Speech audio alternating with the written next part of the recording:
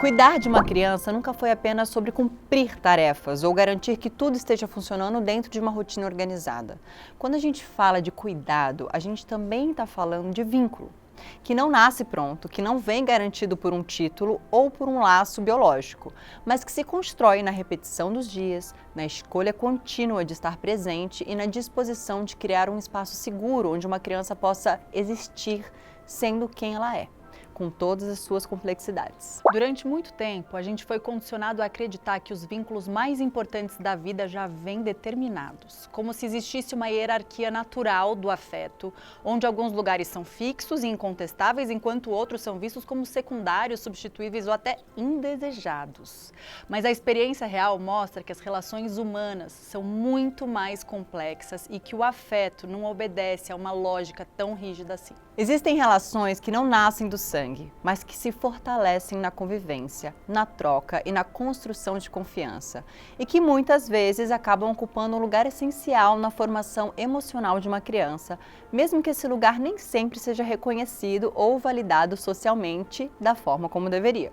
Hoje, a gente vai olhar para as relações que fogem do modelo tradicional e que, justamente por isso, revelam novas formas de entender o que é família, o que é cuidado e o que significa, de fato, estar presente na vida de uma criança de uma maneira significativa e transformadora.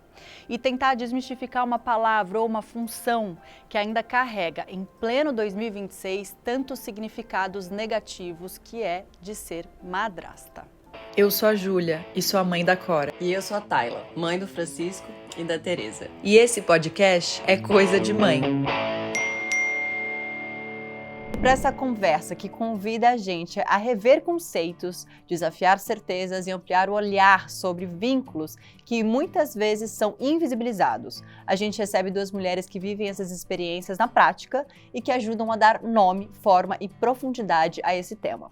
A atriz, apresentadora e madrasta da Maria, Thaís Melchior, e a jornalista, apresentadora, madrasta do Lucas, Valéria Almeida. Sejam muito bem-vindas. Muito obrigada. E a nossa plateia, Nossa plateia 1001, que é assim, recheada de madrastas. Sabe o que é o mais maravilhoso? Spoiler, sem dar spoiler, a gente tem a madrasta e a mãe, que são melhores amigas, têm um Instagram juntas. Hoje chegaremos nessa história, eu já tô te dando um spoiler, porque vai ser plot twist atrás de plot twist nesse episódio de hoje. Em que momento vocês perceberam que deixaram de ser só a parceira do pai para realmente ter um vínculo, né, maior com a criança? Você sabe que eu fiquei incomodada no início da minha relação, que eu era namorada do papai, só, né? E no início tá tudo bem, a gente tá se entendendo ainda como família. Quantos anos? A Maria tem 13. Não, quando você conheceu o papai? Ela tinha 6. 6. Uau, bastante tempo. Mas eu queria ser mais do que isso para ela, porque eu acho que essa relação, essa construção, assim, é muito forte, de muita responsabilidade, e eu queria ocupar um lugar de referência feminina para ela, né? Ela é menina, então tem toda uma preocupação com isso. E a gente foi construindo isso aos poucos. A Maria sempre me incluiu em tudo, então, assim, eu acho que foi mais fácil para ela do que para mim. Porque eu carregava um peso de, caraca, agora tem uma criança na minha vida, né? Como que eu vou me comportar? E eu acho que justamente por esse olhar carinhoso dela, por essa vontade de estar mais perto, que eu falei, cara, eu quero ser a madrasta dela, eu quero que ela me chame dessa forma. Só que é isso, né? Também esse nome, no início, me assustava. Porque eu ainda não tinha informação e eu achava que significava mesmo ser uma pessoa má. Porque a gente cresce vendo nos filmes, lendo nos livros, quando, na verdade, o má vem de mater. Então, quando eu comecei a minha relação com ela, eu falava, não me chama de madrasta. E aí depois eu falei, Maria, vem cá, vamos conversar, deixa eu te explicar. Agora eu tenho essa informação e eu quero que você me chame de madrasta. Muito legal. Gente, é muito especial sempre, né? As relações, como elas se constroem. Eu nunca vivi a minha relação sem ser madrasta. Eu conheci o meu marido com o Lucas na praia. Ele tinha 2 anos e meio. Hoje ele vai fazer 20. Uau! Então, ele é o amor da minha vida. Eu falo pra ele, filho, primeiro eu me apaixonei por você. Depois eu casei com o papai. Entendeu? É outro rolê, porque realmente eu falo, foi uma relação que eu sinto como um reencontro. E a gente namorou só 1 ano e casou. Então, todo o tempo da nossa história, o Lucas estava ali. Mas ele não tinha um nome para isso. Ele não me chamava, ele não tinha um título, um cargo que a sociedade estava dando. A gente só estava se amando, a gente só estava vivendo como uma família. 2 aninhos ainda, né? Exatamente. Ele não tinha uma relação de pais separados, porque desde muito pequeno os pais eles foram namorados. Então eles viveram suas vidas, cada um na sua casa. Então ele sempre teve 2 casas. Essa casa o casamento foi a nossa. O título, a preocupação era da sociedade, não a nossa dentro de casa.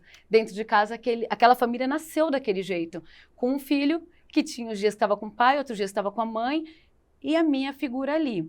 Aí veio a palavra mãe, quando o Lucas me chamou de mãe. Aí o meu espírito saiu do corpo, deu 3 voltinhas e veio, porque eu falei, falei, filho, e eu chamo o Lucas de filho. Eu falei, eu amo você como um filho, mas você tem a sua mãe. E aí talvez a gente possa encontrar um outro nome para mim. Vamos pensar um jeito que você possa me chamar, que seja só meu? Porque eu pensei, gente, já tem uma sociedade criando uma relação de como se a madrasta quisesse roubar o filho daquela mãe. Ou ela, porque é isso, ou você vai estar numa figura que é a de quem tortura, ou se você ama é porque você quer roubar o filho da outra. Então, assim, não existe a possibilidade de você amar sem torturar e sem roubar. Só somando, né? Exatamente. Só somando na assim, vida da criança. É só amor. E eu perdi a minha mãe com 10 anos. Então, eu sempre soube que não existe nenhuma substituta para a mãe. Não é uma disputa. Mas eu também sempre soube que existem outras fontes de amor. Então, eu fui criada por uma avó, eu fui amada por outras pessoas. E eu sempre entendi. E a minha mãe amou um filho que meu pai teve fora do casamento. Então, a minha mãe era um exemplo para mim de que não tem a ver com sangue. E, inclusive, se ela conseguia amar uma criança que também trazia uma relação de dor para ela, de uma traição, cara, eu não. Essa criança nasceu de um fruto de um amor. Foram 6 anos de um relacionamento. E aí eu cheguei aqui, qual é o meu lugar? E aí ele ficou perdido, porque aí ele ficava imitando o meu marido. Ele falava, nega, neguinha, Valéria. Tipo, aí um dia ele soltou Val. Quando ele soltou o Val, parecia que ele tinha me batizado. E aí eu virei Val, é Val para todo canto. E a nossa história sempre foi de eu achar o meu lugar de um jeito que eu não ofendesse e não parecesse querer roubar o filho de alguém. E ao mesmo tempo deixar claro para ele que ele não precisava escolher. Tipo, você tem mãe. Você tem pai, você tem madrasta, você tem padrasto, você tem um monte de gente que te ama. Um monte de gente que te quer. É que a conta parece muito simples quando a gente tá olhando só para a criança, né? Quando a gente consegue descolar todas as questões que esse pai possa ter com a mãe, que a mãe possa ter com a nova namorada do pai, que o pai possa ter com o novo namorado da mãe. Enfim, todas as questões adultas, elas não interessam àquela criança. E se os adultos conseguirem ser adultos dessa relação de fato e lidarem com aquele conflito, né, seja ele como né, você trazendo aí a sua mãe, que passa por uma traição, mas quando ela olha para aquela criança, ela enxerga aquela criança e não o que o parceiro dela fez com ela. Não tem nada a ver com isso. Mas quantas vezes as crianças são usadas como moeda de troca? É o que mais acontece, vamos ser honestas, né, gente? Não, e as pessoas questionam, porque muita gente, quando me vê com o Lucas, pensa que eu sou a mãe. Aí vira e fala assim, ele parece tanto com você, ele é lindo. Eu falo, ele é lindo, mas eu bato palma para os responsáveis, eu não tenho nada a ver com isso. Ele é filho de uma outra mulher. E aí vem uma confusão, fala, mas você não é a mãe? Mas a mãe dele morreu, porque aí não consegue acreditar que eu posso amar uma criança que tem mãe. Sim, é difícil para as pessoas, né? Não muito dá pra confuso, entender, você fala... Esse tema é polêmico, estranham mais o amor, 1001 né? tretas, realmente, para esse tema. Mas eu acho que a principal para mim, é como a sociedade enxerga as madrastas, sabe? É um problema muito mais externo do que interno. E tem essa questão da rivalidade feminina. Parece que a sociedade torce para a mãe Parece não, e né? a madrasta. Vamos dar se nome. darem bem. Não parece. É isso. É isso. Acho que existe uma limitação mesmo. Não, e muitas assim. vezes acontece, tá? Sim. Porque ontem mesmo, eu estava falando nos meus stories de um inbox que eu recebi de uma seguidora que ela diz que escolhe se separar porque o namorado ia atender a filha de madrugada. Então, é comum.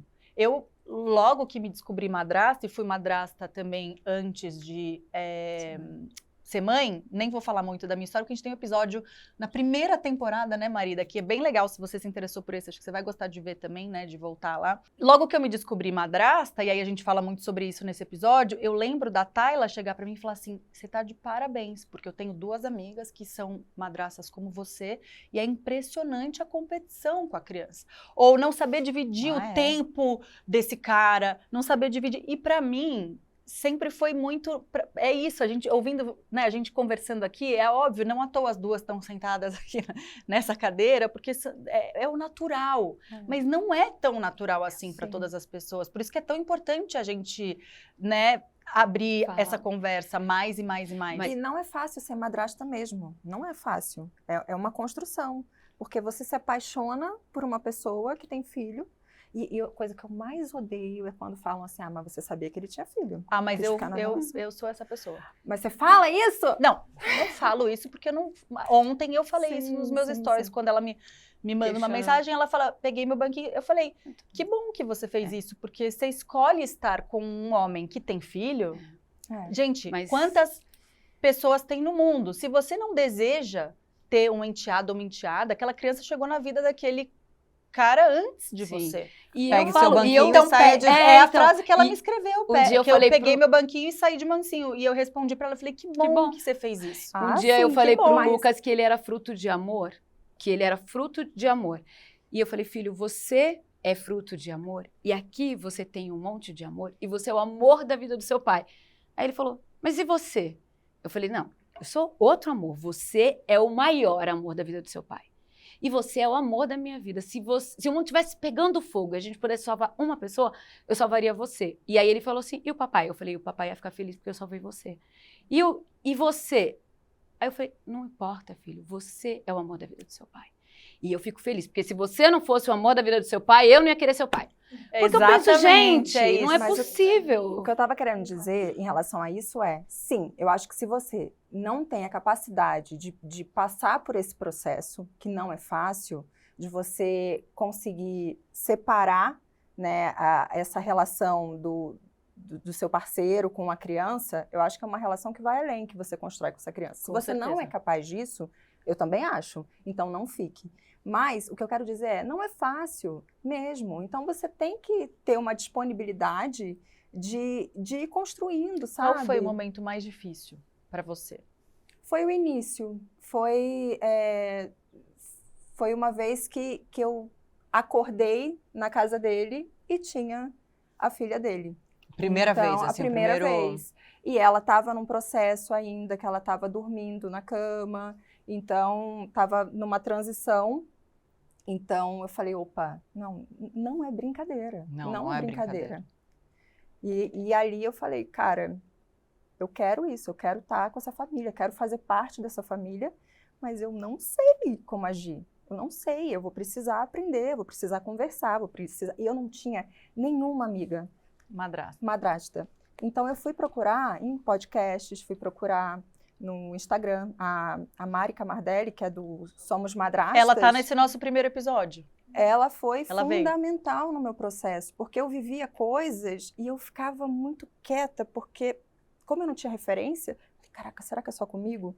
E aí eu fui pesquisar e eu falei, não é só comigo. E é isso mesmo, faz parte do processo. Mas a gente a gente como mãe, a gente aprende todo dia também. Porque mesmo saindo da gente, não vem com manual, a gente não sabe o que fazer, não sabe como faz, não sabe.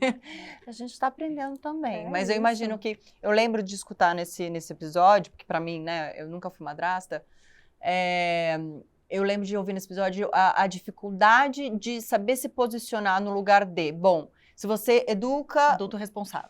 Você não é a mãe, né? Aí você não pode educar, corrigir ou tentar educar, porque não é o seu lugar. Mas se você não faz nada, não tem como. Então, realmente, eu imagino que deva ser uma situação assim. Mas eu sempre me coloquei no lugar de educadora. Porque eu penso, uma criança que passa metade do tempo com o pai, metade do tempo com a mãe, e tem outros adultos, a gente é a soma do que a gente vive. Então, assim, a mãe proíbe uma coisa lá. Cara, tá proibida aqui. Mas o que a sua mãe disse? E se eu também tô dizendo pra você que você não vai fazer alguma coisa aqui, você não vai fazer chantagem emocional comigo. Porque a minha mãe deixa. Tipo, tá bom, a sua mãe vai deixar.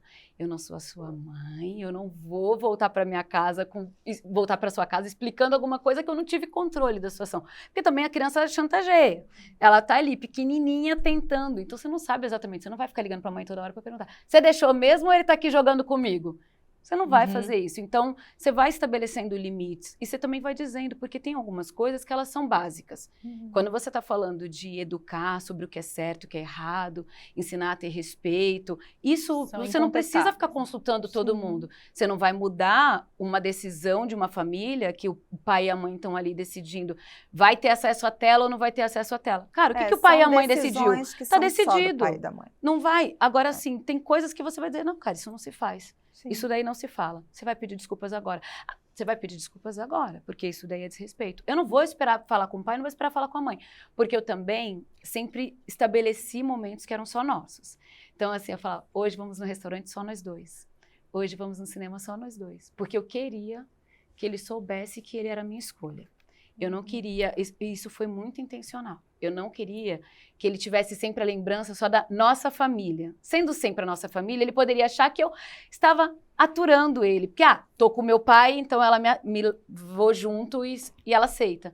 Eu queria que ele soubesse que no momento que eu poderia estar sozinha, eu escolhia estar com ele. Então, assim, meu marido está trabalhando. Filho, vamos hoje no cinema? Vamos escolher um filme só para nós dois? Vamos achar um restaurante bem legal?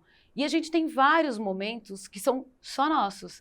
Então, porque eu queria que ele soubesse que ele era a minha escolha. Sim. Porque é uma escolha. Quando a gente casa, você vai lá, como você disse, a pessoa vai reclamar porque o pai, que é o marido, não vai ter tempo para mim. Então, não vai. Mas eu também escolhi momentos assim, hoje é o dia que ele está com a gente. E hoje é o dia que a gente comemora o nosso aniversário de casamento. A gente vai fazer um jantar romântico? A gente vai. Então, eu tenho fotos que estão lá. Nós três, o jantar à luz de velas e um monte de brinquedo na mesa. Eu adoro, porque é o nosso casamento. E é o dia que ele tá com a gente, então a gente vai fazer esse jantar romântico a três. Da família, mas é uma escolha. É uma escolha. Não Mas vira, tem não vira muita problema. gente que escolhe o pai, mas não escolhe o filho, né? Eu Não fui escolhe- enteada. Eu fui enteada. Minha mãe morreu, eu tinha 10 anos. Então eu tive diferentes madrastas. Eu tive a madrasta que dormia comigo, meninando. E aí, até hoje, eu faço coisas que ela fazia comigo. Eu era só uma criança. Desde o balançar, mexer na orelha para dormir. E tive madrasta que escolhia dar comida pro cachorro e não para mim. Então, eu tive diferentes madrastas. Eu escolho ser a madrasta que deu amor. Eu escolho ser a madrasta que... Tem, sei lá, 20 anos que a pessoa foi minha madrasta, E é bom 30 pra anos, todo mas... mundo isso, né? Porque O amor é amor, gente. exatamente. Amor. Assim, Agora uma eu pergunta, respeito. quando você falou que sentou com ele, vamos escolher de que jeito você vai me chamar aqui, você fala vários nomes, mas você não fala madrasta. Não, Você porque... teve esse preconceito à palavra em algum momento? Não, porque ninguém chamou outro. Oi, madrasta. Então eu tava perguntando como é que ele ia me chamar. De repente ele me chamou de mãe. Mãe. Como ele me chamou de mãe. E aí, quando me chama de mãe, eu falo, cara, não dá pra dia a dia. total. Mas o entendi. madrasta, eu tive que ensinar pra ele depois qual era o nome. Ele não sabia o que era. Então, assim, depois de um tempão, as pessoas perguntavam pra ele, o que a Valéria é sua? E ele não conseguia. Às vezes vinha o madrinha, vinha não sei o quê, porque esse nome não existiu. E aí eu falava, filho, é madrasta, Então, que é a o mulher tempo- do seu pai. O tempo que eu tive que gastar pra ensinar a minha enteada que madrasta não é a dos filmes da Então. Disney, que é muito legal e que eu morro de orgulho de ser madrasta dela, porque a Mas é muito referência dela de difícil, né, madrasta é a madrasta má a bruxa. da Bela Adormecida. Porque Qual que é o todas têm, amor. Todas. Todas têm. Eu sei Todas, porque porque outras- meus todas. filhos são fissurados nos contos das princesas. Culpa minha? Com certeza. Porque quem comprou o livro, quem já fui eu. Né? E aí minha filha é fissurada na Branca de Neve. E é fissurada É a Rainha Má. E aí sempre A é a madrasta. madrasta. Aí sempre outro dia vai. meu filho falou, não sei o que, a madrasta é bruxa, uma coisa assim, não sei o que a gente tava falando, é tudo bruxa, não sei o que é bruxa. Eu falei, caraca, e agora? Tipo, madrasta é bruxa, tipo, já tá preso na cabeça dessa criança. E eu acho que toda criança passa por essa fase Não, e agora dos minha contos de filha, fadas.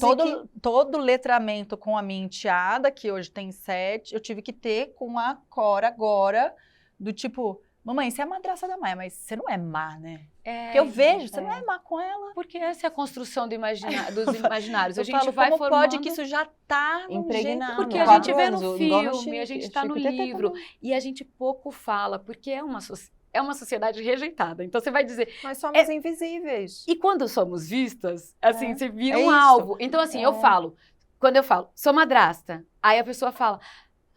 Mas você se dá bem. Aí pergunta, mas você se dá bem com... mas você se dá bem com a mãe. Primeiro, você se dá bem com a mãe, né? Pô, essa não é uma pergunta, não importa. A mãe tá viva, mas a mãe tá viva? Tipo, porque como é que você pode amar... isso?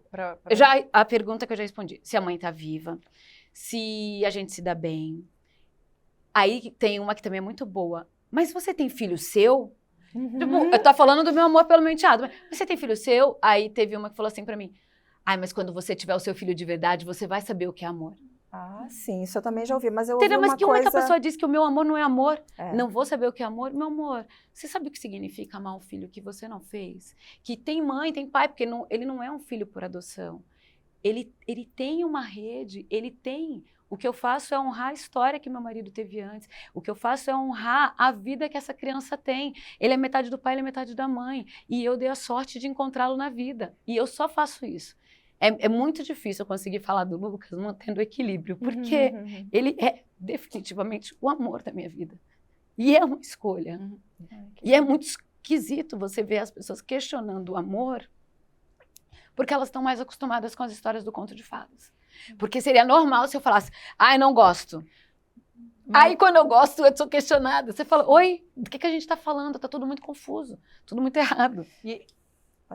É muito lindo isso que você traz de ser fruto do amor, né? De você lembrá-lo que ele é fruto. Tem um corte do Murilo Benício, que eu não sei se já te atravessou aí em casa, muito bom, que já viram esse corte? Que perguntam pra ele como é que ele se dá tão bem com a Giovanna Antonelli, super viralizou esse vídeo. Ele fala, viajam juntos, né? São pais separados que hoje convivem super, inclusive com o padrasto, a madrasta, eles viajam, família toda e tal.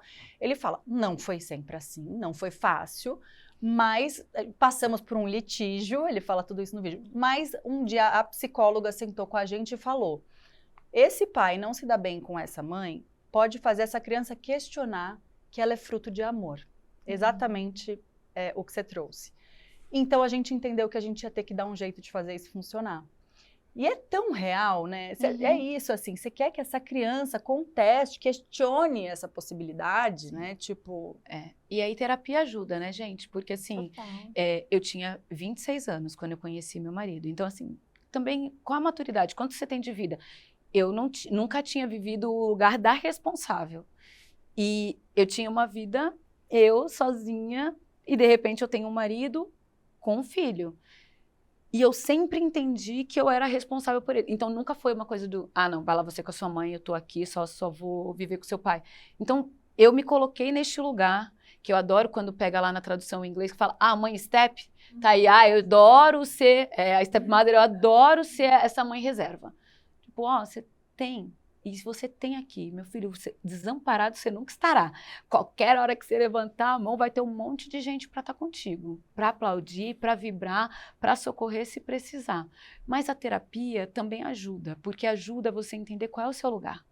Porque também é complexo. Um dia, o Lucas muito pequeno, eu falei, cara, comecei a ser questionada pelas outras pessoas sobre se a mãe do Lucas não ficaria se sentindo invadida por eu ir nas atividades da escola do Lucas. Eu vou também. Eu vou em reunião todas. da escola. E aí, eu falei, não vou. Poxa, ela pode se sentir ofendida. Aí, inventei de fazer alguma comida, e aí ele desce a escada da casa onde a gente morava e acha esquisito de me ver desarrumada. Aí ele fala, Val, você não vai? Eu falo, não, meu amor, eu vou fazer aqui uma comida pra você vai lá com o papai, quando você voltar a gente almoça. Ele, não, eu não quero a comida, a gente pode comer um pastel depois. Aí eu falei, então você me espera? E aí eu falei, não importa, vamos todos os adultos para terapia se a gente tiver com problema. Ele não vai sofrer, ele não. Eu vou, filho, peraí. Me arrumei e fui e nunca deixei de ir em nenhuma atividade. Ah, é a festa junina. Tô eu lá. Ah, vai ter a festa, qualquer coisa. Qualquer coisa. Vou estar lá levantando a bandeirinha, vou estar lá dizendo, filho, tô aqui, tô aqui. E isso foi tão significativo, apesar de eu fazer sem esperar reconhecimento, que na formatura do Lucas, do ensino médio, fui para a formatura para assistir, porque não perderia este momento. Aí chego lá, ele me chama, eu achando que era para tirar foto. Aí ele vai e fala assim, tá a mãe dele aqui, o pai aqui, eu, todo mundo para tirar foto. Aí ele fala, Val, é você que vai entrar comigo. Aí eu olhei para ele, fiz meio assim de costas para a mãe dele, falei, é sua mãe, filho? Ele falou, tá tudo certo, Val, eu te amo. Deu um beijo na minha testa, apertou um botão, meu bem, eu chorei. Aí a mãe dele falou assim, você merece, você faz parte. Aí chorei. Nossa, eu vou chorar aqui agora. Aí chorei um monte, falei, gente, eu não estava preparada para isso.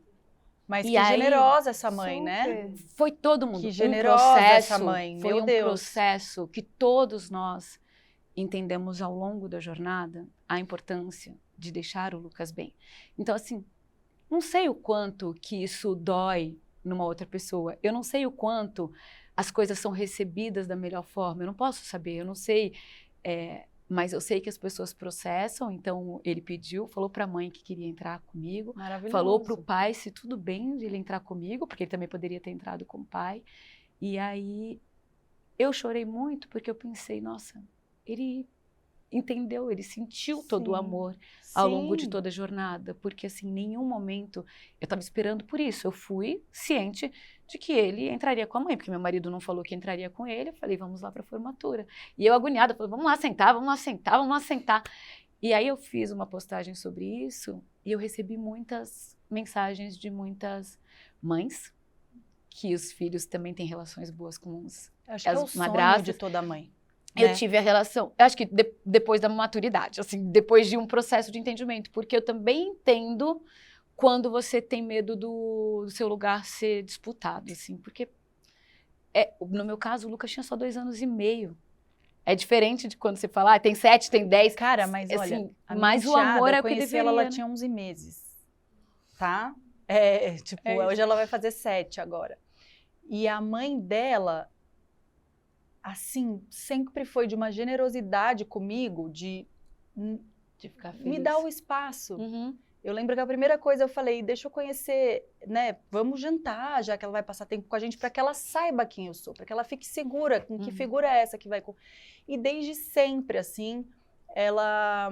Até no episódio que a gente já gravou aqui sobre madrastas, eu até faço um depoimento dizendo que depois que eu me tornei mãe e eu pude entender alguns lugares em que ela estava ocupando essa cadeira e eu chegava, uma figura nova chega na vida da filha dela, eu ressignifiquei e consegui ter um olhar outro, assim, para quantas coisas que ela veio muito generosa para mim, que a minha entrada se fizesse, né? Tipo, é muito lindo quando isso acontece. Eu queria, me parece que as duas, desde sempre, tiveram muito certeza de ocupar esse lugar, né? De se apaixonaram rapidamente pelos filhos, né? Dos homens que vocês escolheram. Eu queria que a plateia levantasse uma plaquinha. Se sim, desde o primeiro momento vocês tiveram certeza ou alguém teve um começo mais complexo, com medo? Todo mundo. Quem vem? Meu nome é Paula, eu sou psicóloga e você trouxe esse assunto e eu estava aqui pensando e matutando que, na verdade, as madrastas são uma extensão na vida dos filhos, né? Elas vêm para complementar a vida deles. E eu acho que quando tem esse lugar estabelecido, claro, de presença, de contribuição, o que eu posso contribuir na vida dessa criança, é muito legal, né? O que eu penso, por outro lado, também, é como que esse filho chega nessa relação também. Porque tem filhos que vêm de um luto, e aí passa a chegar a madrasta. E tem os filhos que vêm de um divórcio. Então, qual é a percepção desses filhos dentro desse contexto todo? Num luto, será que está bem elaborado a ideia do luto na vida desse filho? Para ele, então, estar preparado a aceitar uma madrasta? Muitas vezes ele não está preparado. E quando é o divórcio, será que foi claro esse divórcio na vida desse filho? Será que todo mundo falou a verdade, foi claro, explicou, né? Como que ele recebe isso na vida dele? E eu sinto que essa rejeição, muitas vezes, que pode ter, de repente, do filho, e esse medo da madrasta, é por conta dessa situação não elaborada, Sim. não contada, né? Total. E contando um pouquinho da minha experiência, no caso, eu tenho uma filha de 4 anos, né? Eu tenho uma madrasta há 12 anos, então já tinha uma madrasta já adulta, mas mesmo adulta foi difícil para mim aceitar, porque eu vim no caso da situação de um luto. Meu pai se resguardou por 1 ano, né? Na linguagem dele, ele precisava dar esse tempo para ele. E ele então se envolveu com essa pessoa que a gente já conhecia, a gente já sabia que ela é de uma boa índole, né? E mesmo assim eu fiquei travada, eu fiquei resistente a aceitar. Mas por quê? Porque o meu luto não estava bem elaborado. E uma coisa muito importante, antes da minha mãe falecer, a gente tinha nossas conversas na mesa da cozinha. E ela dizia assim: se eu morrer primeiro que seu pai, você promete para mim que ninguém vai entrar nessa casa. Você promete para mim que você não vai deixar outra pessoa entrar aqui, dormir aqui, comer aqui, porque você sabe o tanto que eu trabalhei aqui. Então, inconscientemente, eu levei isso para frente. Acho que conscientemente. Não, Acho que conscientemente, né? não, mas o pior que eu não lembrava dessas falas dela. Ah, você chegou nelas depois. Não, tá. eu primeiro senti a dor, fui rebelde, evitava. Ela chegava em casa, eu saía, ignorei meu pai, estava perto de casar, não sabia se meu pai ia entrar na igreja comigo. Mas, enfim. Então, aí eu iniciei a faculdade, né? Aí na faculdade que eu entendi que tinha uma voz lá dentro. Eu tinha uma lealdade emocional com a minha mãe. Claro. Né? Eu não poderia desapontá-la, não poderia deixar outra pessoa pegar o lugar dela. Então, quando eu entendi que aquele não era meu papel, que aqueles medos não eram meus, então eu entreguei para ela. Eu falei: mãe, eu te honro, eu te amo, mas agora eu preciso seguir, meu pai precisa seguir. E hoje, né, eles já estão há 12 anos juntos, é uma avó maravilhosa, inclusive está lá para eu estar aqui, né? Então, é isso. Que importante o seu relato. Muito importante. Obrigada. Eu, no meu lugar de... Ai, gente. Eu, no meu lugar de enteada, que também foi enteada por um luto, né? Porque eu perdi a mãe. Tem uma coisa que é você sentir que está traindo. Parece que você amar uma outra pessoa, você está traindo a sua mãe. Então, eu era só uma criança, né? E eu pensava: será que minha mãe está me vendo? Será que ela está achando que eu estou colocando essa pessoa no lugar dela? E foi muito importante o papel da minha madrasta de dizer que ela honrava a minha mãe. Então, ela respeitava a minha mãe. E ela fazia a vida da minha mãe ser honrada de um jeito que ela não era uma substituta da minha mãe. Então, eu passei a amar aquela mulher e deixar ela meninar a ponto de a minha avó, mãe da minha mãe, receber essa mulher dentro da minha casa. A gente dormia juntos, porque a minha avó recebia como se fosse filha dela. E isso também foi para mim uma permissão para amar aquela pessoa. Porque eu penso: poxa, se a minha avó, que era a mãe da minha mãe, aceitou, então tá bom, ela não tá traindo a filha, então também não tô traindo a mãe. Isso foi importante, esse papel do adulto. E aí, eu acho que de uma forma muito consciente, por eu saber que isso era importante, eu fiz questão de falar pro Lucas que ele era fruto de amor, que a mãe dele é a mãe dele, eu sou a madrasta, porque ele não precisava disputar. Eu falo: nosso coração é enorme, filho. A gente consegue amar um monte de gente, são amores diferentes. O amor que você tem pela sua mãe é o amor pela sua mãe, o amor pelo seu pai é pelo seu pai, você não precisa escolher entre eles dois. O amor que você tem por mim não precisa ser uma substituição, não precisa abandonar nenhum amor para ter outro. Mas eu fiz isso de forma consciente, porque isso foi importante para mim. Porque foi muito difícil, assim, parar de sentir que estava traindo minha mãe, que nunca poderia olhar para mim e falar: filha, tá tudo bem. Então, assim, eu nunca teria essa permissão para amar a minha madrasta. Eu acho que cada família tem um processo, né? Tem uma história, tem um processo. Isso precisa ser respeitado, acolhido. Por isso que é tão importante conversar. Eu também fiz esse movimento com a mãe da minha enteada, de falar, olha, eu que cheguei agora. Eu quero que você me conheça, né? Eu também vou ser responsável pela educação da sua filha. Isso não é simples.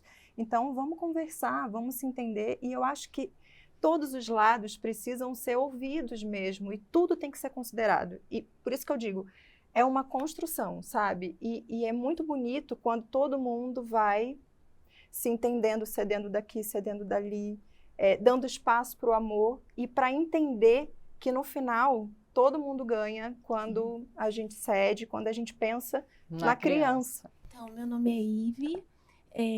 Eu tenho, hoje em dia, uma relação maravilhosa com a minha enteada. E foi, sim, um amor à primeira vista, mas ela me contou semana passada que quando o meu esposo falou para ela que ia apresentar a namorada, né, a namorada do papai, ela pensou num plano para que não desse certo. Falou assim, eu vou fazer de tudo. Com 7 anos? Com 7 aninhos. Eu vou fazer de tudo para que não dê certo esse relacionamento. E aí, ela não contou isso pra gente, a gente não sabia até então, né? Eu fiquei sabendo disso semana passada.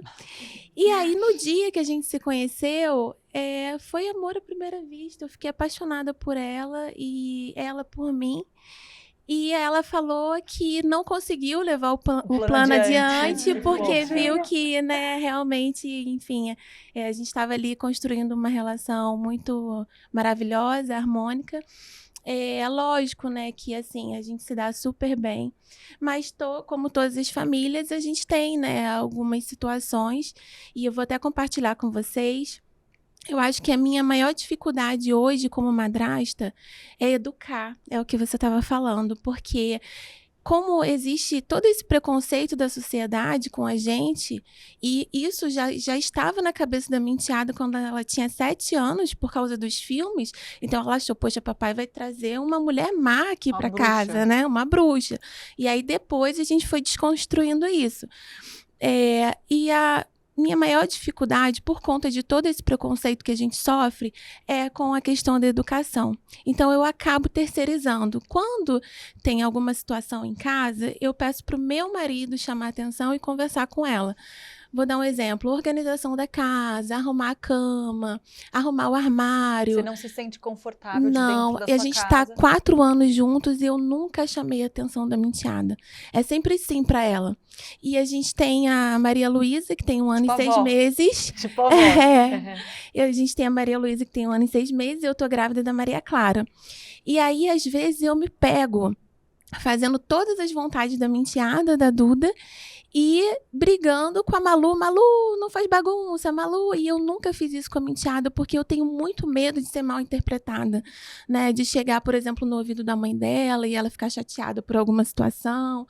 Então, eu até hoje, nesses 4 anos, eu deixo o meu esposo responsável por essa parte. E sei que isso tem que melhorar, né? Porque amar é educar, né? Então, exatamente. E então, o limite da segurança para eles também, né? Então, essa é a maior dificuldade, mas eu sei que a gente tem que correr atrás disso. Eu sou escritora hoje e eu sou, antes, psicóloga infantil. Então, quando meu marido se apaixonou perdidamente por mim, que eu falo pra ele, ele me falou, olha, eu tenho uma filha e ela vai vir morar comigo logo, logo. A gente ficou 6 meses para dar o primeiro beijo, que eu falei, eu preciso entender, porque com uma criança é muito mais difícil, né? Ele ou você ponderando? Você ponderando? Porque eu falei, se não der certo, tá tudo bem, porque a gente é adulto, mas uma criança não merece mais uma pessoa entrando e saindo. E ela vai morar com ele, a mãe dela vai morar em outro estado. Para mim vai ser muito fácil, pensei eu. Mas mole, eu com criança, que é uma mamão com açúcar. Coitada de mim, gente, como eu era muito inocente. E o nosso relacionamento foi indo, eu falei pra ele, olha, eu vou ser a sua prioridade e eu te garanto que ela vai ser a minha. Eu vou pegar e vou abraçar ela com todo o meu amor, mas eu preciso que a gente esteja junto. Eu não quero assim, você não é a mãe, você não pode. Porque eu não vou economizar amor, mas eu não vou economizar bronca, tudo bem? Tudo bem, a gente combinou tudo isso antes do primeiro beijo, gente, perfeito. Eu amo. Perfeito. Capricorniana? Leonina. Falei, ó, então assim, vai ser assim, se a gente casar, vai ser assim, eu vou maternar. Eu entendo, ela tem a mãe dela e vai ser sempre respeitado o lugar da mãe dela. Mas ela vai estar comigo, tudo bem? Tudo bem. E é tudo muito bem combinado. Minha relação com ela sempre foi ótima, até chegar à adolescência, enfim, no meio do caminho teve primeira menstruação, primeira Quantos anos ela consulta. tinha quando você... Ela, 8 para 9. 8 para 9. E ela menstruou aos 8, a gente estava muito no comecinho. E ele foi olhar no Google, como que eu ensino a usar absorvente? Falei, amor, não vai dar, deixa comigo. E aí, enfim, foi muitas coisas engraçadas, mas quando chegou a adolescência, tiveram vários desafios, não comigo diretamente, e aí eu chego no amor. Eu amo a minha enteada, mas é o meu amor por ele que alcança ela. A sociedade olha muito pro enteado, menos do que deveria, mas olha muito menos para a madrasta. Quando eu me via no dilema, porque comigo ela nunca teve problema, mas ela teve problema com ele e ele é o meu objeto de amor. Eu amo ela, eu a amo, mas o meu amor por ele alcança ela. Então, quando ela ataca, eu falei, e agora? Qual que é o meu lugar? Como que eu faço? Como que eu faço a minha relação ser direta com ela, sendo que nunca foi até aqui? Era uma relação muito gostosa, mas não era direta. E aí, quando eu encontrei os meus dilemas, eu falei, tá, e agora? Para onde eu vou? Escritora que sou, fui atrás de livros. E aí eu encontrei a Branca de Neve, a Bruxa Má, a Bruxa Má, a Bruxa Má. Eu falei, não vou sentar nessa cadeira. Quando eu olho para trás, a minha família é muito tradicional. Eu cresci, faço parte de uma igreja onde não tem muitos divórcios. Né? Não existia. Eu não tinha nenhuma referência de madrasta. Fui para os livros, não tinha. Eu falei, eu não sou a bruxa. Eu não vou ser a bruxa. E aí saí da literatura tradicional. Não tem autoajuda, não tem nada. Não tinha. Fui para o Instagram, encontrei o Instagram delas. Encontrei o Instagram da Novas Madraças. Daí a gente começou um movimento. Porque eu falei, a sociedade precisa mudar. E daí a gente mudou o conceito para a madrasta também precisa ser acolhida. Nós somos mulheres antes de serem esposas, e antes de ser esposas somos madraças, ou depois de ser esposas e madrasta, enfim. Mas é um lugar desafiador, é um lugar que não existe literatura, não existe educação. Para vocês foi muito natural, mas não é para todo mundo, é muito difícil. Não. Quem entra com essa mentalidade. Foi difícil, foi o que eu falei. Eu precisei também buscar uma rede, um acolhimento. Sim. Porque eu estava lidando com situações, eu vou contar uma coisa aqui que eu ouvi horrorosa, e que eu travei totalmente, assim. A minha mãe, ela sempre falava assim, filho é o maior amor do mundo, então você nunca se case, nunca se relacione com um homem que tem filho, porque você vai ser sempre o segundo lugar. Quando eu entro no lugar de madrasta, e aí eu preciso corrigir a minha enteada não estava com a mãe perto. Então tem coisas que precisa de correção, né? Claro. É criança. E aí minha mãe ficava, você maltrata a menina, porque você é muito ruim, Deus me livre de ter um filho criado por você. E eu falei, eu não sou essa pessoa, as crianças me amam. Quando eu cheguei e levei ela para o clube que eu era diretora, as meninas ficavam assim, Júlia, e aí mais um parênteses, meu primeiro livro chama Júlia, que eu sempre quis ter uma Júlia, e a minha enteada chama Júlia. E ela fala, tia, o seu livro você escreveu para mim, né? Eu falei, filha, não foi, porque antes de você existir na minha vida, o livro já estava escrito, mas era um lugar que estava reservado para você.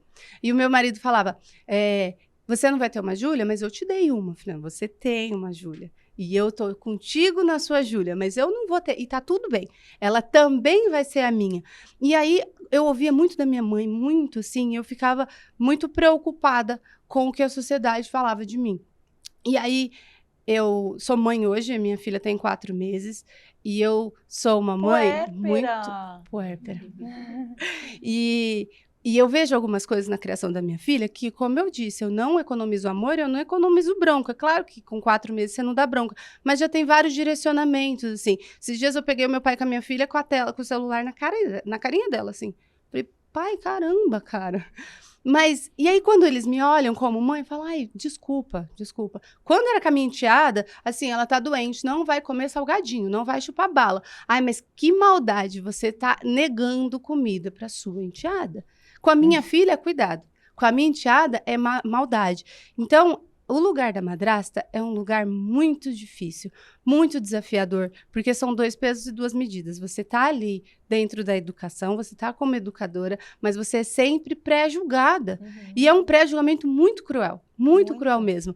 E então até falando com as meninas aqui antes, a gente foi escrever livros, foi tentar mudar essa sociedade, esse olhar da sociedade, também acolher, porque é muito solitário. Aliás, já passa o microfone aí para as duas, entendeu? Para a Mônica e para a Renata, que foi por essa necessidade de achar mais conteúdo sobre o assunto. Entre mãe e madrasta, eu quero saber em que momento, qual foi o caminho até chegar nesse arroba aí juntas? Foi um caminho longo. Muito preconceito. Muito. Foi muito complicado, porque assim, quando você se torna mãe, você não pensa em dividir seu filho com outra mulher.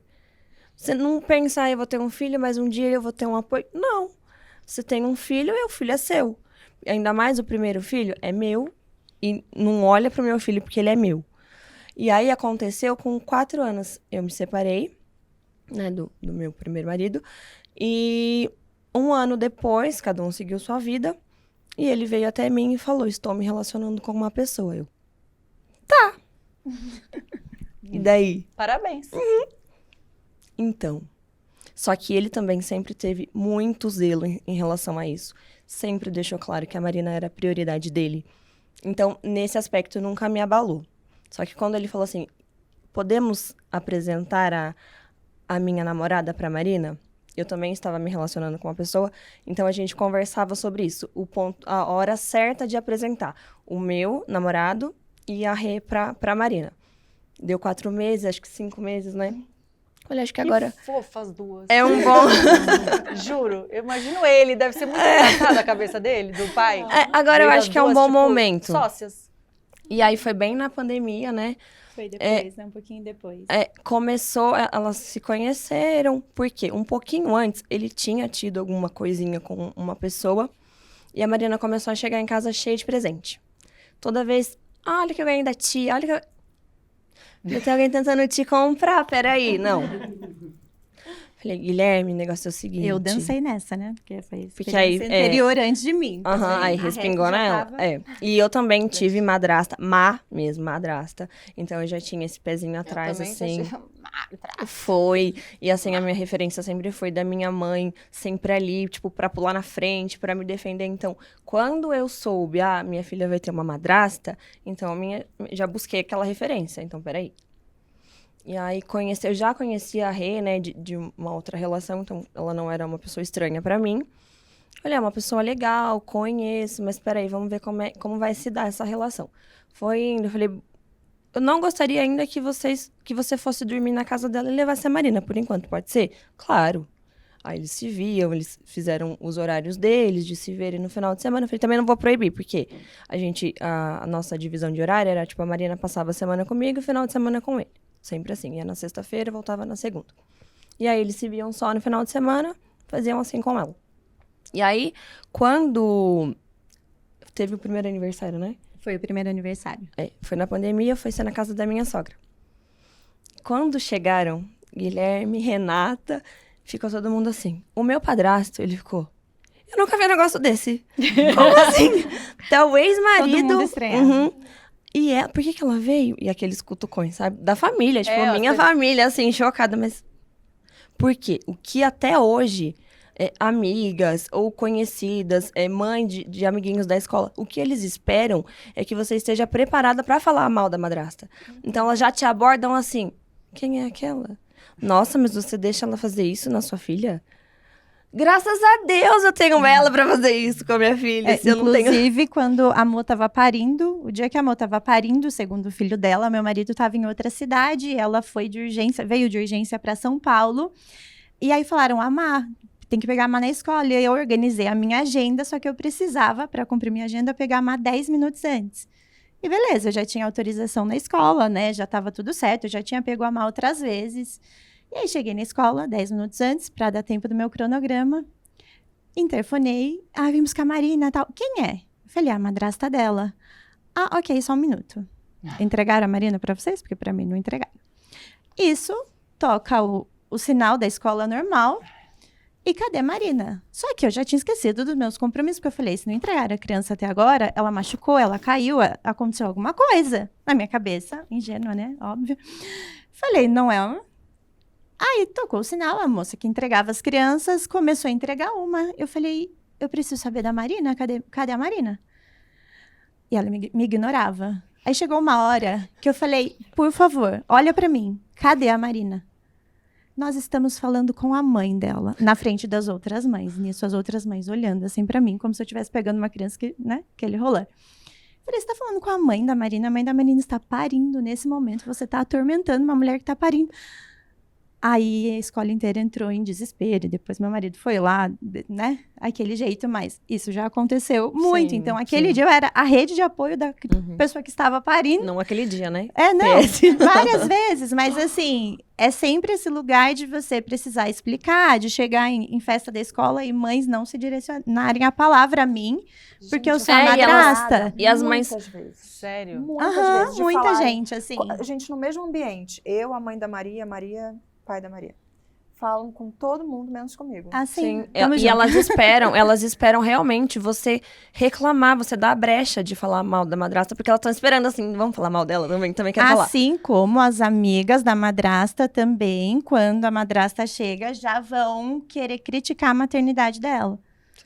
Então, assim, é num nível também absurdo do tipo, a gente não gosta dela, né? E aí a gente fala, é muito bom pra sociedade quando a gente não se gosta, Claro, né? A gente entra numa disputa. É isso que a gente falou lá atrás, quando ela fala, parece que as mulheres não parece. Elas Isso é algo disputam. estrutural que eu acho que, obviamente, reflete Exato. assustadoramente, né? Na madrastidade, obrigada.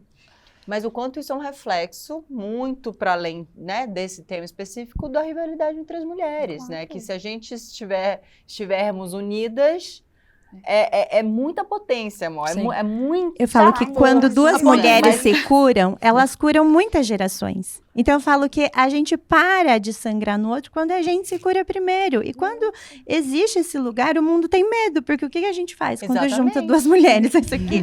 Entende? Então é esse lugar. A gente para de disputar, a gente cresce, a gente comunica, a gente se ajuda, a gente ensina. Exato. É porque, assim, tudo que uma mãe quer hoje é uma rede de apoio. Né? Passei com a Maria na infância, ela conheceu com 4 anos. É muito difícil, né? Você ensinar, eu falo, você acha que parir é difícil? Gestar é difícil, parir é difícil? Tenta educar. Ainda mais quando começou, agora ela vai começar a pré-adolescência, começou na fase de virar o olho. Então eu vou precisar muito assim, ó, de se você. quiser uma aula, chega aqui, porque em casa... Já tiveram momentos, eu falar, eu preciso, sentei com ela e com o pai, falei, e com o Leonardo, falei, gente, vamos lá. Eu preciso que tenha a mesma regra nas 2 casas. Porque eu não quero que seja recreação na casa de vocês. A Marina vem aqui em casa, beleza. Já é chato, porque de segunda a sexta-feira é dever de casa, tem o tempo dela ficar lá, já é obrigação, como ela mesma diz, é mandação. Em casa só é mandação. Então chega final de semana é livre. Então, eu preciso que ela tenha, sim, que fazer um serviço aí. Ela tenha que lavar uma louça aí também. Ela tenha que arrumar uma cama aí também. E que o castigo seja estendido aí também. Para que a madrasta não seja só aquele oba-oba. Senão, eu falo sim para tudo, ela fala não para tudo. Né? Exato, a bruxa vira ela. E aí também não tem sentido. E aí, mas assim, quando ela entrou em pânico, quando ela descobriu que os adultos conversavam. Porque ela, literalmente, ela não levava o castigo de uma casa para outra. Não posso usar o iPad na casa da minha mãe, mas eu tô na casa do meu pai.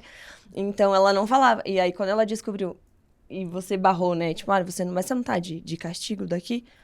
A gente sempre prezou a comunicação, para que ela entenda que todo mundo fala a mesma língua, senão... E hoje chegar na escola, numa reunião de pais, e ouvir dos professores, mas ela é filha de pais separados? Não parece.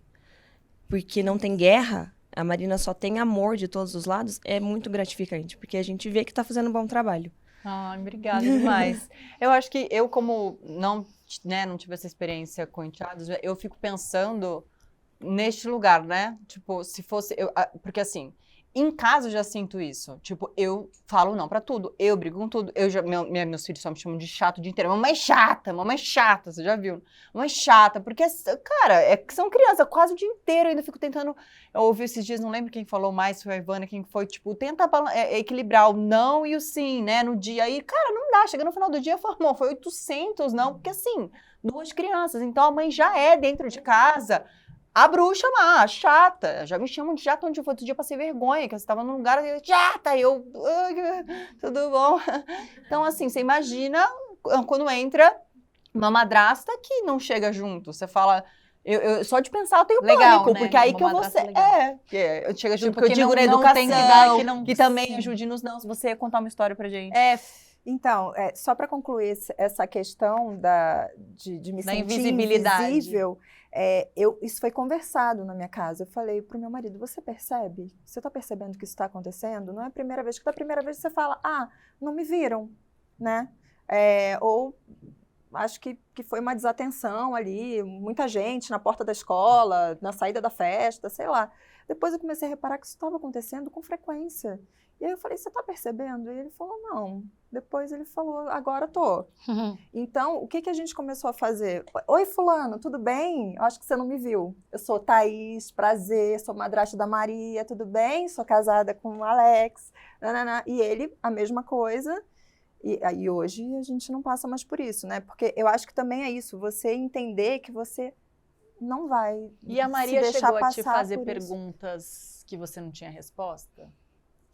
Sim, eu acho que nessa fase da adolescência, essas perguntas começam a aparecer, né?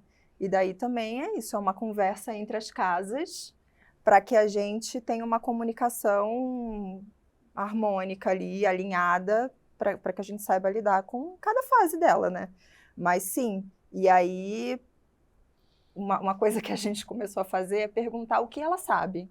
Devolver a pergunta, você sabe né? sobre isso? Eu sei isso, isso e isso. A partir disso, a gente Você vai elabora. conduzindo. Isso é muito bom. Ou se é alguma coisa que eu não sei responder, eu falo, Maria, não sei te responder isso agora. Vou pesquisar, vou pensar, vou conversar com seu pai, com sua mãe, né? E volto, tá?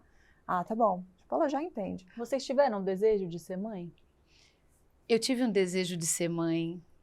Aí entra uma outra questão. Porque a madrastidade que Então. me despertou o desejo Então, de maternar, no meu caso. Desde que eu tinha 17 anos, eu dizia que meu filho não chegaria, eu não gestaria. Mas não é que eu sempre amei mulheres grávidas, mas eu não sentia que eu gestaria. E isso não virou uma questão para mim. Só quando eu fui casar, já tinha o Lucas ali, eu falei pro meu marido, tudo bem para você, da gente adotar uma criança? Aí ele virou e falou assim, eu queria ter 2 filhos. Eu falei, ótimo, você foi pai e acompanhou uma gestação e agora a gente adota.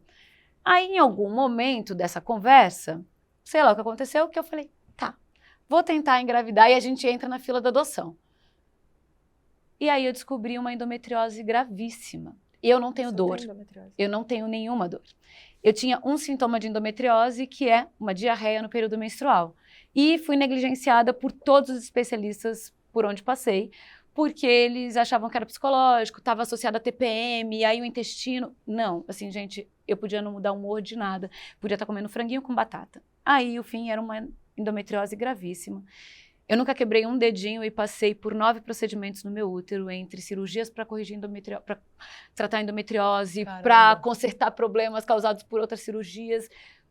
E aí, a gestação virou uma obsessão, porque o que eu nem desejava antes passou a ser como algo que eu quis muito, como se fosse o sonho da minha vida, sem nunca ter sido.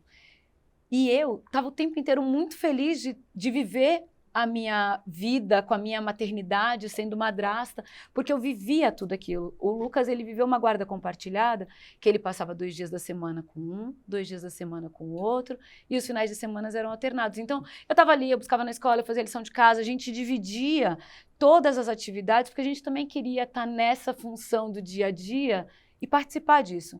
Só que aí, a maternidade virou uma questão para mim. E foram muitos anos. Eu nunca tinha feito terapia, eu já tinha perdido muita gente da minha família, começar pela mãe, mas eu nunca tinha feito terapia. E aí, nesse momento, quando eu comecei a questionar a vida e eu escutei, e as pessoas sempre têm muitas barbaridades para falar.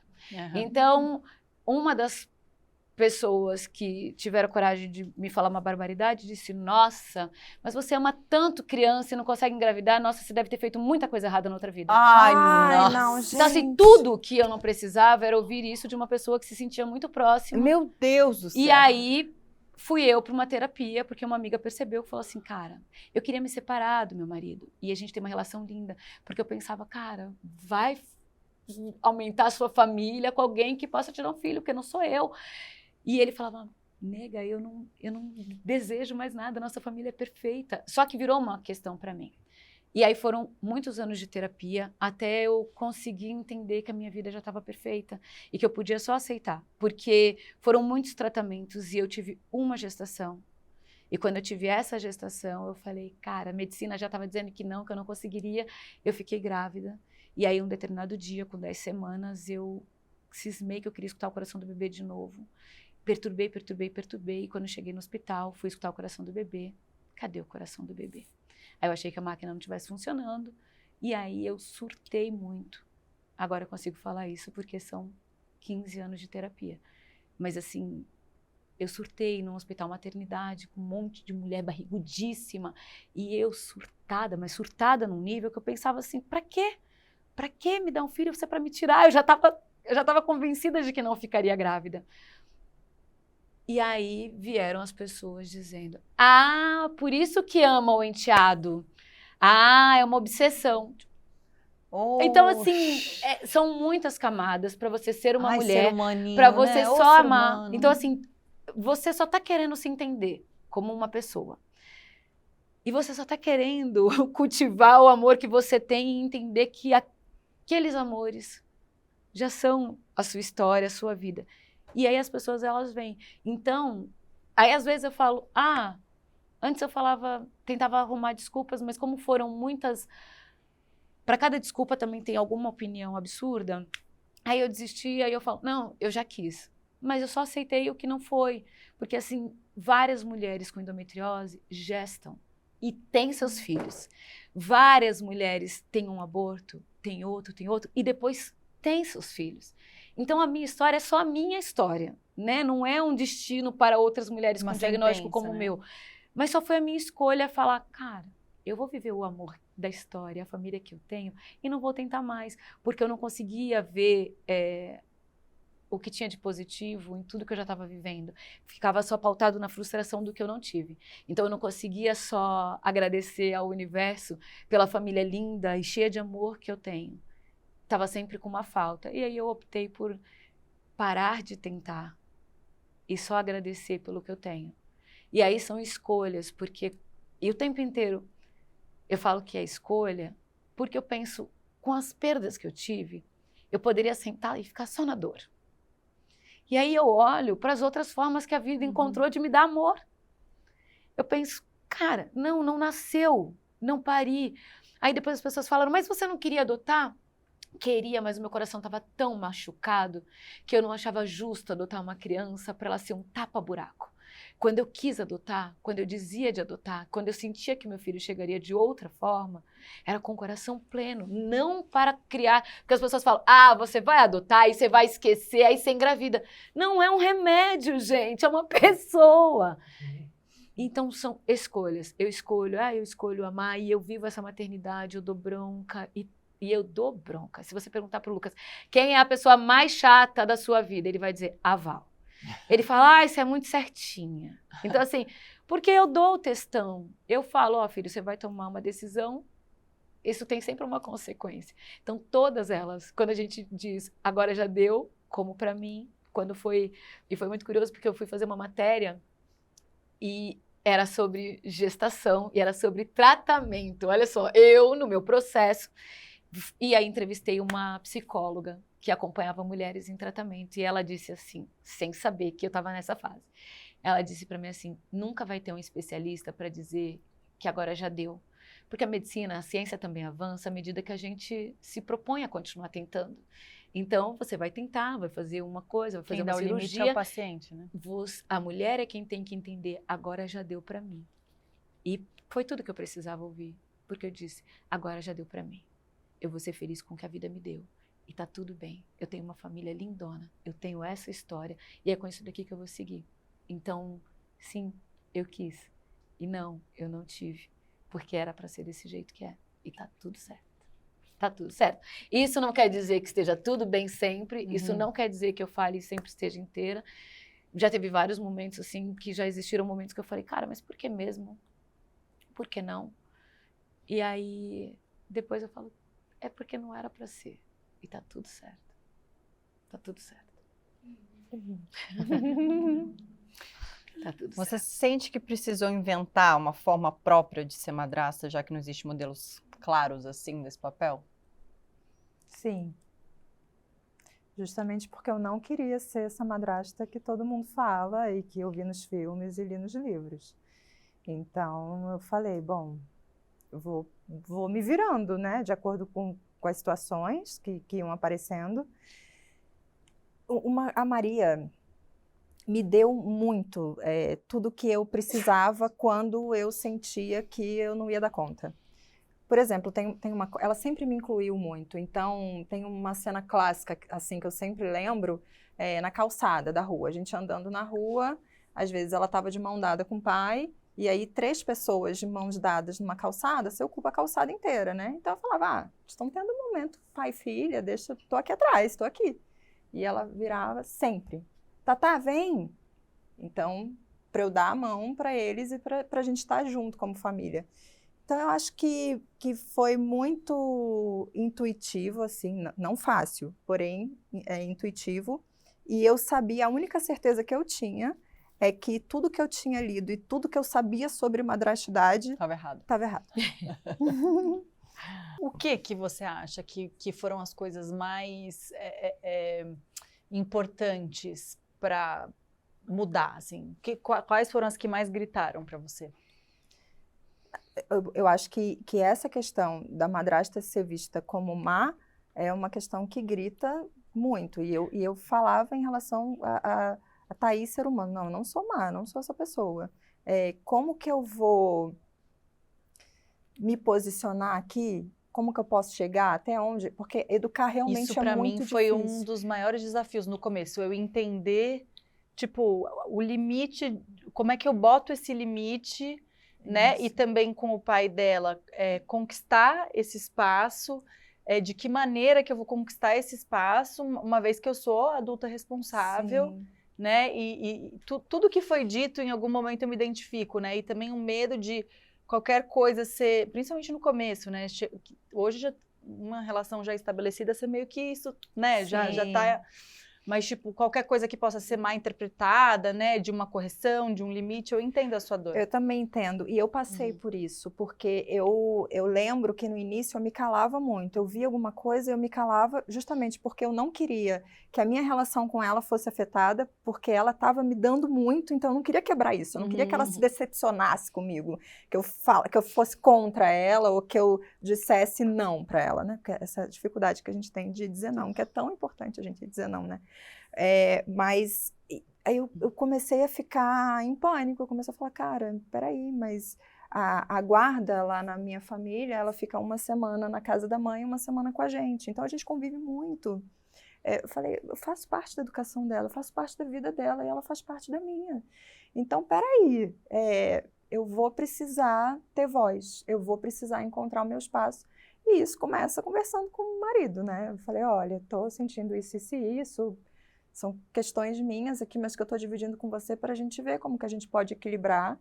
E aí eu acho que eles também viviam numa bolha deles, porque quando eu cheguei eram só os 2.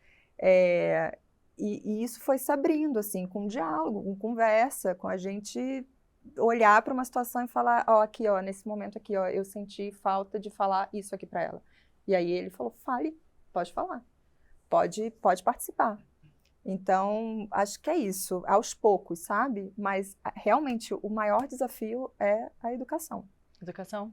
O maior desafio também? Compartilha? E eu acho que o maior desafio é o educar sendo julgada como madrasta.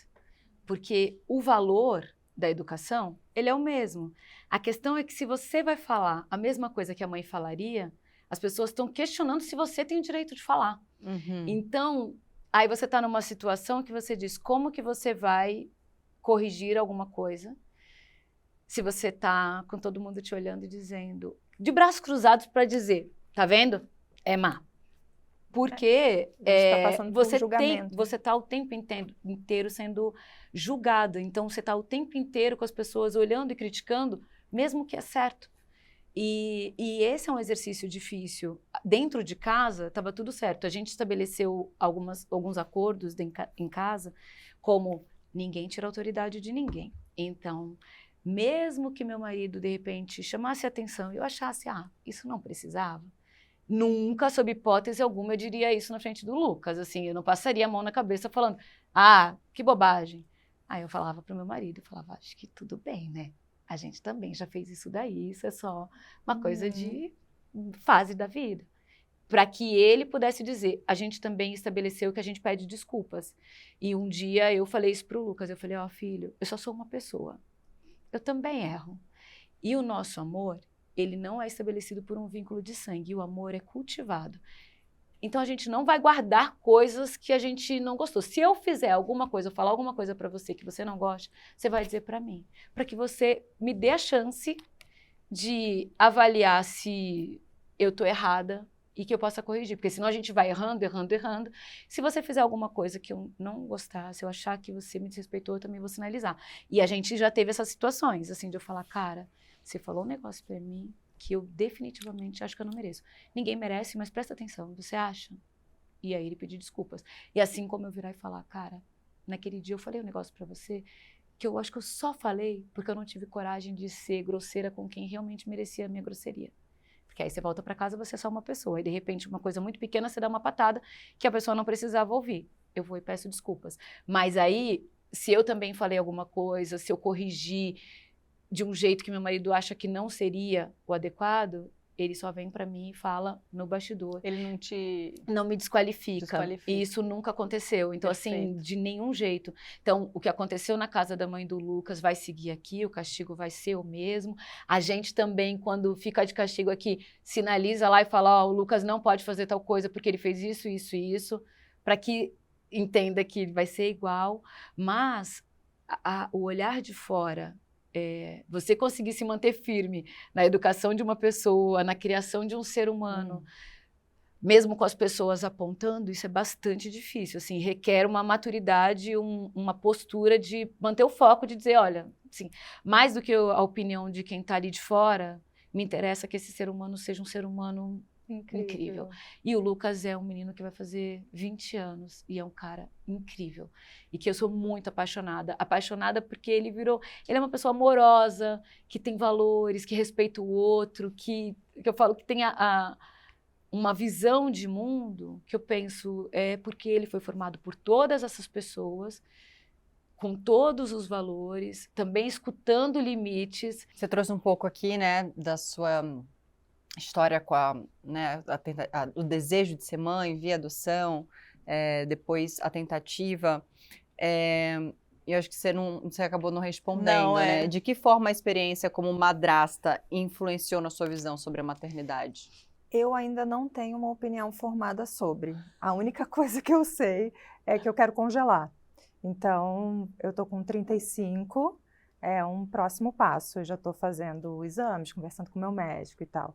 Mas eu acho que é isso, a madrasta materna, né? E muito desse amor que dizem, que eu também acho que as madrastas ouvem uma coisa que é injusta, que é, você não é mãe, então você não sabe o que é um amor de verdade. Não, eu amo muito de várias formas e sou muito amada também. Então, eu acredito que seja um amor fora do comum. Mas eu vivo isso também com a Maria, né? Eu não tenho certeza que eu não quero ser mãe, mas eu também não tenho certeza se eu quero. Então, eu tenho certeza que eu quero congelar. Oi, gente, meu nome é Isabela. Eu tenho 29 anos e eu sou madrasta de 3 meninas. Inclusive lá da sua terra, Tayla, Presidente Prudente. Que massa, e eu tinha 27 anos quando eu conheci meu namorado. E o brinco já chegou com o kit todo, porque vai fazer 9 agora, o kit completo. A mais velha tem 8 e são gêmeas de 7. Uau! Então são praticamente trigêmeas, né? E eu sempre falei, eu sempre fui uma pessoa muito maternal, eu sou canceriana, sabe? Eu sou muito família, assim. Eu sempre falava que eu queria ser mãe, não necessariamente eu tivesse um marido, mas eu queria ter um filho.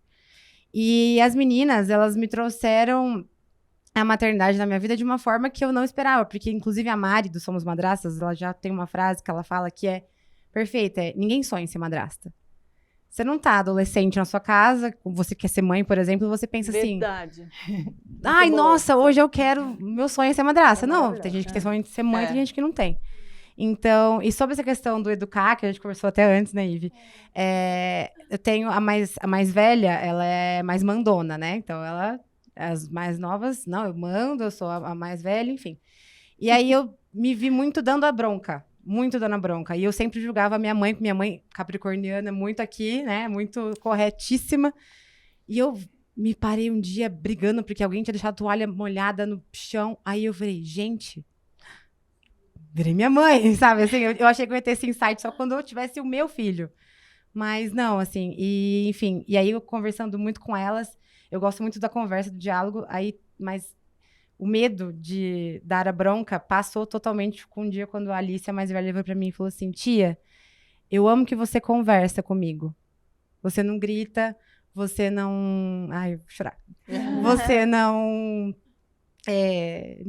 Não me desrespeita, ela não usou essa palavra, porque ela não sabe ainda usar essa palavra. Mas ela falou assim, eu amo que você olhe no meu olho e conversa. Porque assim eu entendo e assim eu sei como fazer. A mensagem é passada com amor, né? Muito lindo, obrigada. Meu nome é Letícia, eu tenho 34 anos, eu sou madrasta de 3 meninos e sou mãe de um menino de 4 anos. Eu conheci os meus enteados, eles tinham 6 e 8 anos, hoje eles já são adolescentes, já têm 14 e 16 anos. E eu era uma jovem que eu vivia muito bem solteira, vivia freneticamente, eu viajava, eu saía. E de uma hora para outra eu me envolvi com um homem que tinha 3 filhos, estava recém-separado. Ouvi muito do tipo, você tem certeza que você vai entrar nessa? Olha o tamanho desse problema. Esse cara não tá curado, essas crianças vão te odiar. E eu olhava para isso e falei, gente, talvez isso aconteça, mas será que vale a pena eu deixar para trás uma relação e uma família que pode ser muito boa para mim? E eles chegaram num momento da minha vida que é muito conturbado, assim, muito difícil pessoalmente falando para mim, eu tava passando por várias coisas, e eu entendi que aquele amor e aquele cuidado que eu tava sentindo por eles ali naquele momento estava me preparando para algo muito maior, que não foi planejado, que anos depois veio, que é o meu filho, o Heitor.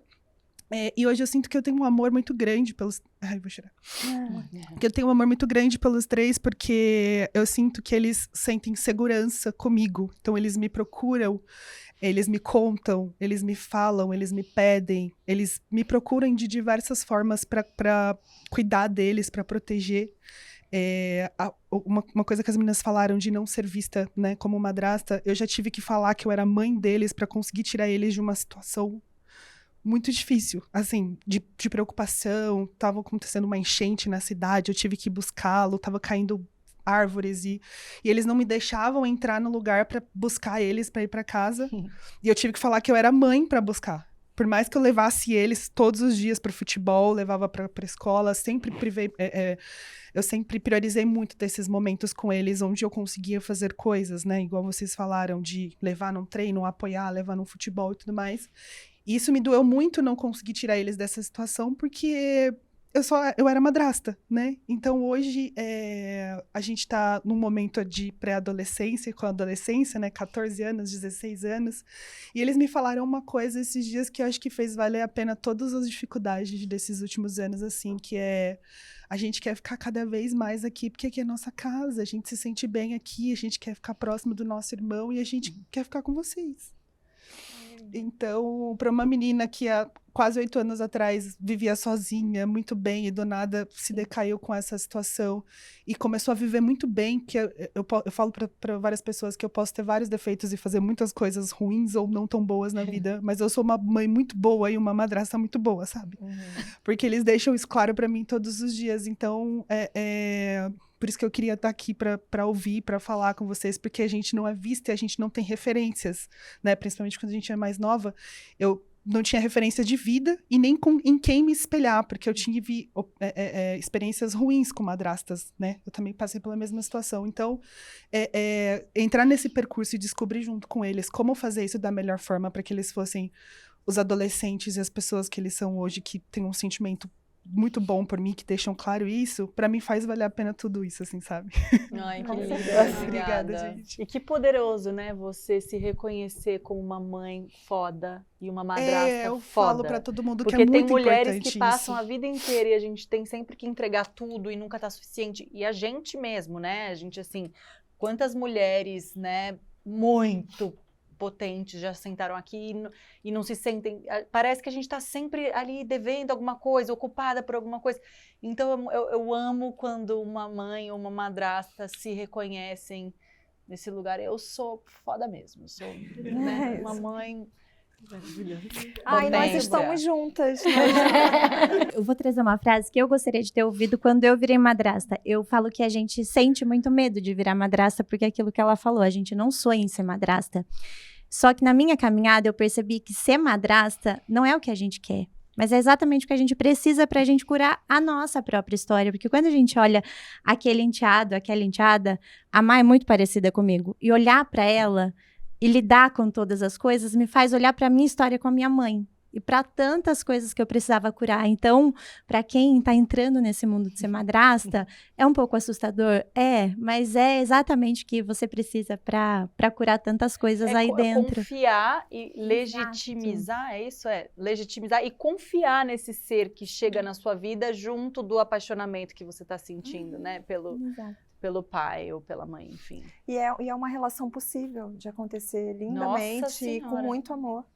Com muito amor. Com certeza. Ao longo dessa conversa foi claro que o cuidado não é algo que se impõe, nem algo que se garante por um título, mas algo que se constrói na prática, no dia a dia, na repetição silenciosa de gestos que muitas vezes não são vistos, mas que sustentam vínculos profundos e transformadores. Falar sobre essas relações é também abrir espaço para reconhecer histórias que foram silenciadas, experiências que foram deslegitimadas e vínculos que, mesmo sendo reais, nem sempre foram validados da forma como deveriam. E talvez esse seja um dos pontos mais importantes dessa conversa: permitir que essas narrativas existam sem a necessidade de justificar o próprio valor. E talvez a grande provocação que fica seja justamente essa: até que ponto a gente está disposto a rever o que aprendeu para conseguir enxergar o que realmente acontece dentro das relações?